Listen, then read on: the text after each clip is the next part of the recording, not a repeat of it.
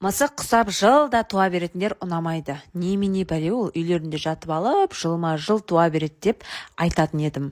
Сол туа беретін қатындардың біреуі өзім болдым. Құдай қаласа 5 баланың анасы боламын. 5 баласы, 6 баласы бар дейтін болса, шошитын едім.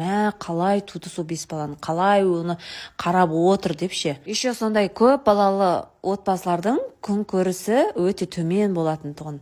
Балалары далада бір-бірін сүйреп, мұрындары ағып, жалаң аяқ жүре береді. Осындайды көріп өскеннен кейін мен мүлдем көп балалы ана болам деп ойламайтынмын. Көп тусаң, жағдайың нашарлап, өзіңе қарай алмай, әбіржіп кетесің деп ойлайтынмын. Шынымен де сондай екен.